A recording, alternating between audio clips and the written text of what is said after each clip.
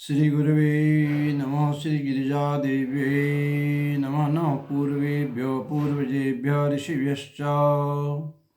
समस्त ज्योतिष प्रेमी धर्म प्रेमी जनता का मैं अपने YouTube channel doctor Ramesh Chandra Joshi में हार्दिक अभिनंदन और स्वागत करता हूँ।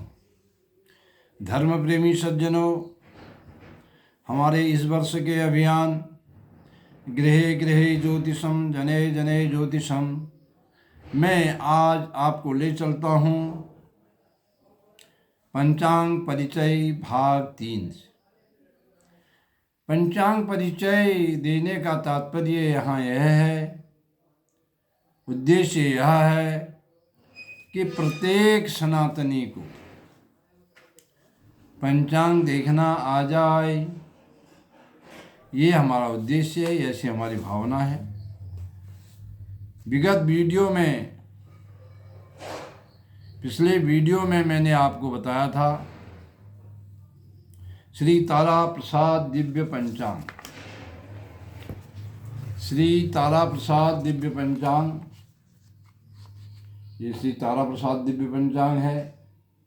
संवत 2081, साके 1946, सन 2024-25 के लिए, जो आश्विन शुक्ल प्रतिपदा को प्रकाशित हो चुका है। इस समय समस्त बुक स्टॉल पर उपलब्ध है।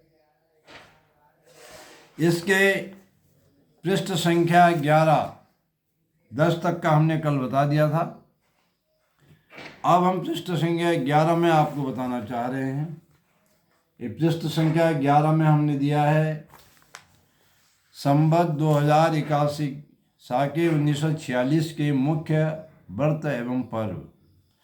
जो लोग ये सब व्रत पर्व जो होते हैं, इस पंचांग के जो अंदरूनी पृष्ठ हैं, इन सब में लिखे हुए होते हैं। लेकिन जो लोग त्वरित शीघ्रतावश किसी भी व्रत और पर्व संक्रांति आदि को जानना चाहते हैं, तो केवल मात्र इस सूची को देखने से समस्त व्रत और पर्व उन्हें ज्ञात हो सकते हैं। इसमें व्रत का नाम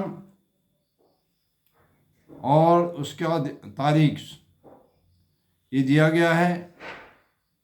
जैसे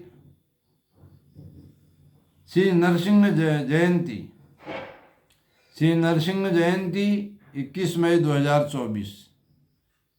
इसी प्रकार एकादशी, पूर्णिमा व्रत बुद्ध पूर्णिमा वैशाख 23 मई 2024।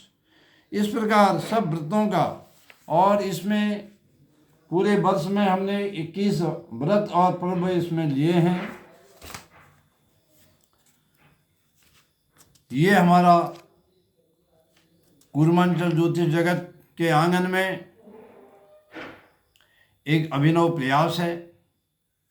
आज तक इस प्रकार की सूची यहाँ के तथाकथित परंपरागत पंचांगकारों ने तो दी नहीं, लेकिन हमने एक आम जो ज्योतिष नहीं जानते हैं, जो पंचांग को भी नहीं पढ़ पाते हैं, उनकी सुविधा के लिए दिया हुआ है कि कम से कम इस पंचांग को देखने से उन्हें अपने व्रत पर्व संक्रांति आदि का ज्ञान सहज में ही केवल एक पृष्ठ पर सारे पंचांग का व्रत और पर्वों की सूची प्राप्त हो जाती है। इसी पृष्ठ पर हमने इस वर्ष का एक नया विषय दिया है कि कैसे आप अयनांश जान सकते हैं। यद्यपि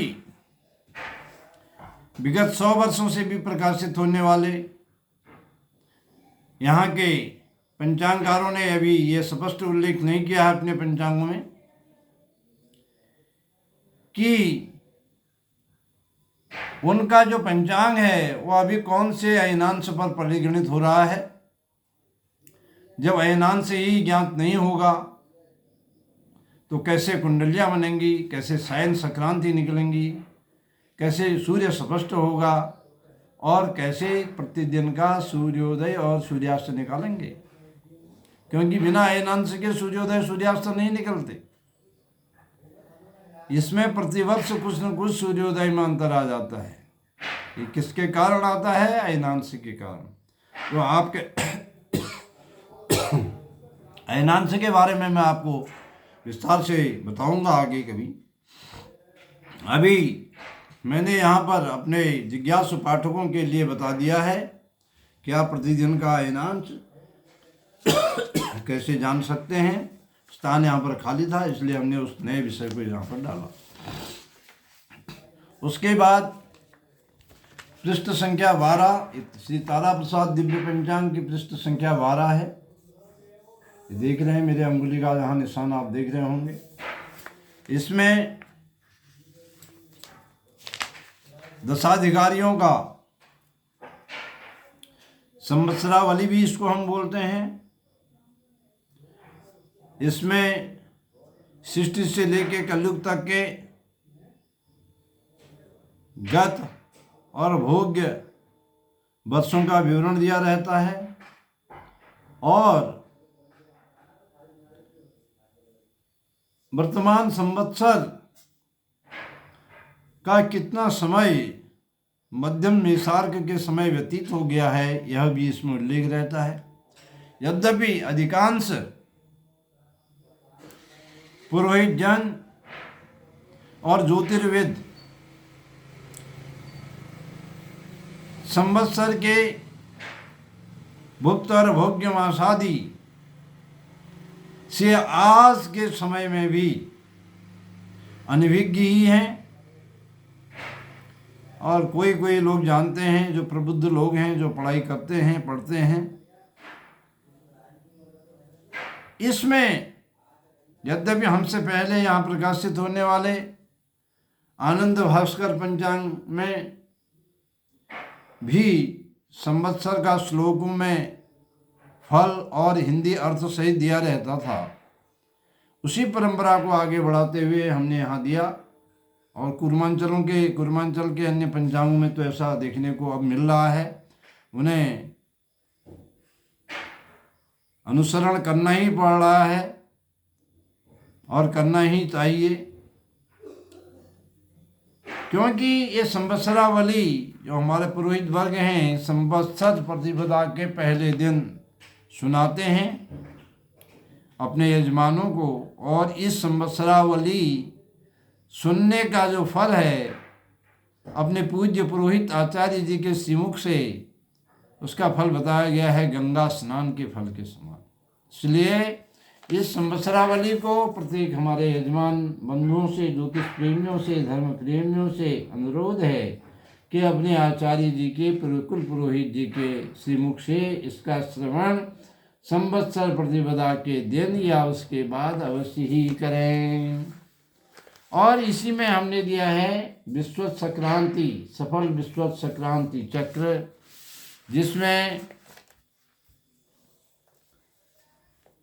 विश्व संक्रांति का वाम पाद आदि शरीर के कौन कौन से अंगों में संक्रांति का क्या क्या फल है। विशेष करके इसमें बाएं पैर में जब संक्रांति जाती है तो उसको अशुभ माना जाता है, उसका फल भी हमने यहाँ पर दिया है।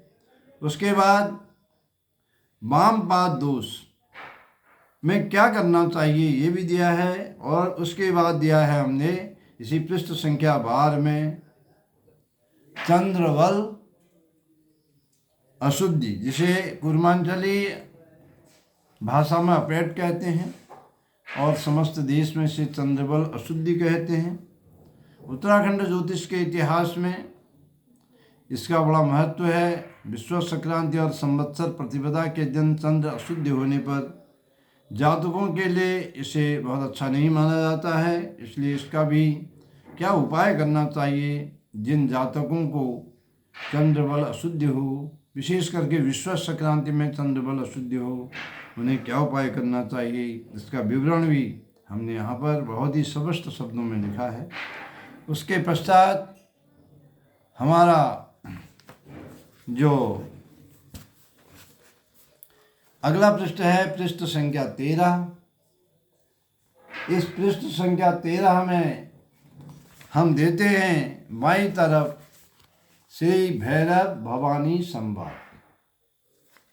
भैरव भवानी संवाद में ये माना जाता है जो पंचांगकार हैं, ज्योतिर्विद हैं, ये माता रानी की कृपा से आने वाले संवत्सर का जो फल है, जो भैरव और भवानी जी आपस में संवत्सर के विषय में संवाद करते हैं, वह संवाद माता रानी की अहेतु की अनुकंपा से पंचांगकार दैवज्ञ अपने अंतःस्थल में, हृदय में अनुभूत करके पंचांग में लिखते हैं। इससे यह स्पष्ट है कि सारे वर्ष, पूर्ण वर्ष में होने वाली जितनी भी घटनाएं हैं इस भैरव भवानी संवाद में लिखी रहते हैं, जो एक छोटी सी कविता, हिंदी कविता के रूप में हमने यहाँ दिया है। और भैरव भवानी संवाद का अगर पुरोहित जन पूरे संवत्सर का फल, पूरे पंचांग का फल अपने यजमानों को न भी सुना सकें तो भैरव भवानी संवाद अवश्य सुनाना चाहिए, और बड़े लय में, बड़े प्रेम के साथ कि माता रानी ही भैरव अपने लाड़ीले को सुना रही हैं, और पंचांगकार भी उनका लाड़ीला ही होता है। और जो आचार्य, दैवज्ञ, पुरोहित जन और जो कुल पुरोहित अपने यजमानों को सुनाते हैं, वो भी माता रानी और भैरव जी के ही लाड़ीले बनकर, उनके प्रतिनिधि बनकर इसको सुनाएं, तो इसका भी फल जो बताया है वह गंगा स्नान करने के फल के समान बताया गया है। और इस भैरव भवानी संवाद में माता रानी भैरव जी से कह रही हैं, कहा लाड़िले भैरव तुमसे, कहा लाड़िले भैरव तुमसे। और भैरव जी से तो कहा, फिर और दैवज्ञ को भी संबोधित कर रहे हैं, जो पंचांगकार हैं, जो इस भैरव भवानी संवाद को कहने वाले पुरोहित जन हैं। दैवज्ञ संबोधन है, दैवज्ञ सबका हो कल्याण। माता रानी का यह आशीर्वाद के रूप में भी ये सुनाया जाता है। ये परंपरा बहुत पहले से चली आ रही है भैरव भवानी संवाद की। इस प्रकार मैंने पृष्ठ 11, 12 और 13 के भैरव भवानी संवाद तक का जो पंचांग का परिचय है आप लोगों को कराया। आप लोग इसे देखना, देखें, सुने और समझें। और यदि आपकी कोई शंकाएं हों तो श्री तारा प्रसाद दिव्य पंचांग परिवार के द्वार आपके लिए सदैव ही खुले हुए हैं। आप अपनी शंकाएं और अपने संदेह निवारण के लिए कभी भी हमसे संपर्क कर सकते हैं। माता रानी के अभय प्रदान करने वाले श्री चरणों का ध्यान करते हुए मैं अपनी वाणी को यहीं पर विराम देता हूँ। आप सबका कल्याण हो। बोलो गिरिजा माता की जय। ओम शांति शांति शांति। हरि ओम तत्सत।